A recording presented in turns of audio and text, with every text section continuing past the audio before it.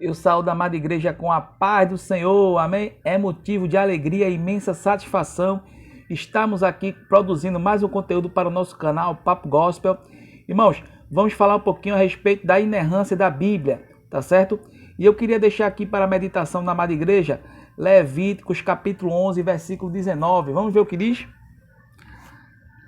11, 19.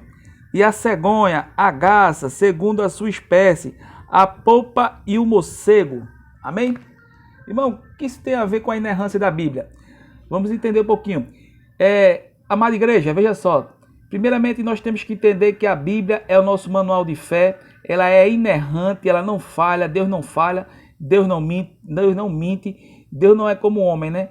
Que minta ou que se arrependa. O nosso Deus, ele é verdadeiro, ele não se arrepende, mas nós temos que entender algumas situações a respeito da Bíblia, tá certo?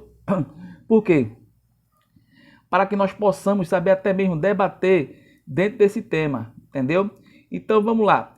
Pessoal, é o seguinte, nesse versículo nós vemos Moisés falando sobre alguns animais que não se deviam se comer, animais impuros, tá certo? Então, nessa orientação, Moisés coloca o morcego como uma ave, mas nós sabemos que o morcego não é uma ave. O morcego nós sabemos que o morcego é um mamífero, tá certo?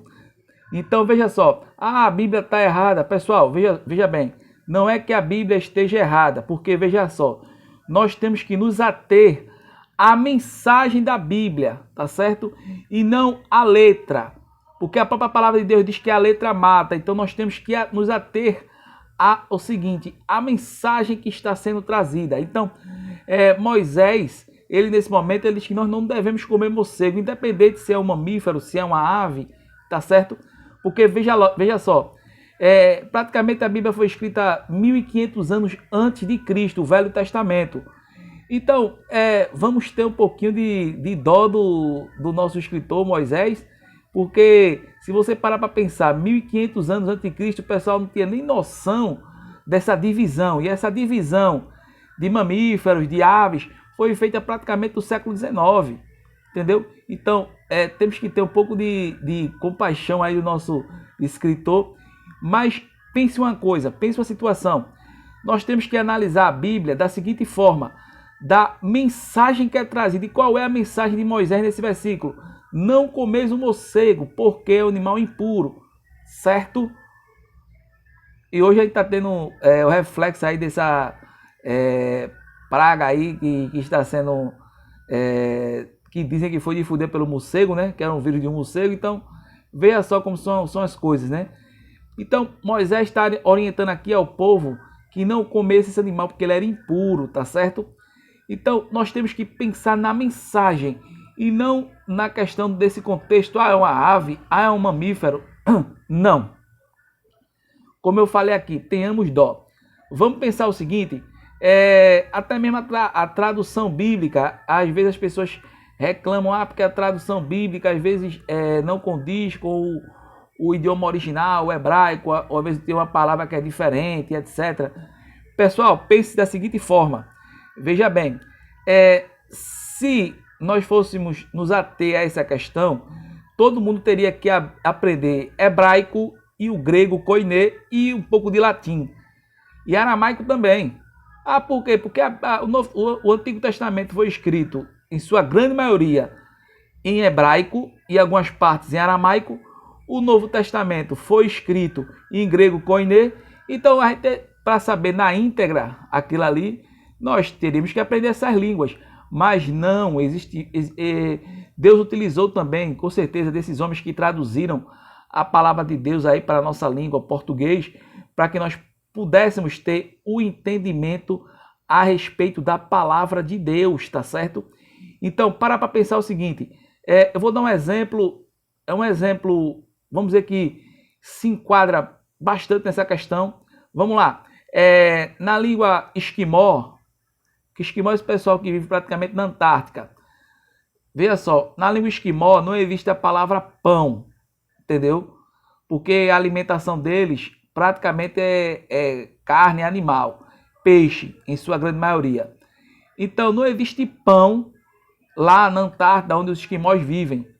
Então, se não existe na língua deles a palavra pão, quando foi traduzida a Bíblia para a língua esquimó, ao invés de Deus, que existem muitas passagens que se fala de pão, inclusive existe a passagem que diz que Deus é o pão da vida, que na verdade esse pão é um pão que alimenta a sua alma e seu espírito, não a sua carne. Mas paremos para pensar, nessa tradução feita para os esquimós, ao invés da palavra pão, foi utilizada a palavra peixe. Entendeu? Vocês estão me entendendo o raciocínio? Então, não é que a Bíblia esteja errada, tá certo? Não, ela é inerrante, como eu falei aqui no começo do vídeo. A palavra de Deus, ela é inerrante, ela não erra, Deus não erra. Ele não é igual ao homem que se arrependa do que fez, por isso logo ele não erra, entendeu?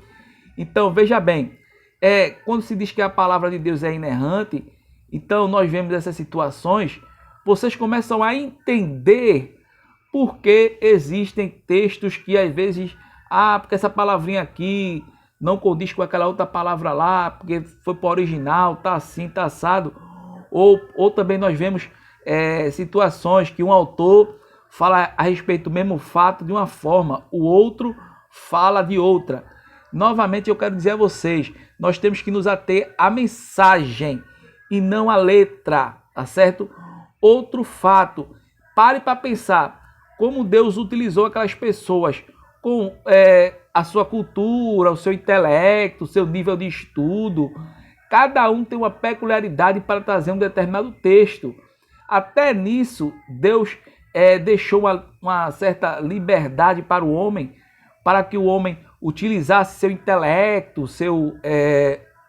vamos dizer, sua formação cultural, acadêmica, entendeu? E Deus preencheu com o Espírito Santo para quê?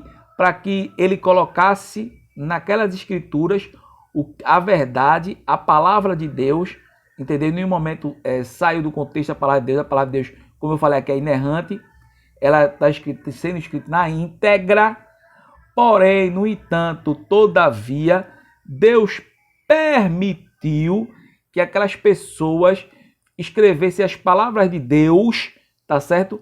Da forma que o conhecimento delas permitisse e que o nível de cultural, a influência social daquelas pessoas permitissem, tá certo? Então, por isso que às vezes há uma certa divergência na informação, mas a mensagem daquele texto, tá certo? A mensagem na íntegra, ela é inspirada por Deus, tá certo? A mensagem na íntegra é inspirada por Deus. Porém, no entanto, todavia, a letra tem a inspiração divina, mas a escrita do homem e do autor, de acordo com sua cultura, de acordo com o seu nível de escolaridade, de acordo com a influência social que ele recebia e etc, entendeu? Então eu espero que tenha ficado claro para os irmãos, tá certo? Que a nossa Bíblia, ela não mente, ela é inerrante, ela não erra. A palavra de Deus, ela é a palavra de Deus, é verdadeira. A palavra de Deus, ela não volta atrás, ela não mente, ela é íntegra, verdadeira e inerrante, tá certo? Então, pessoal, muito obrigado pela atenção de vocês e até o próximo vídeo.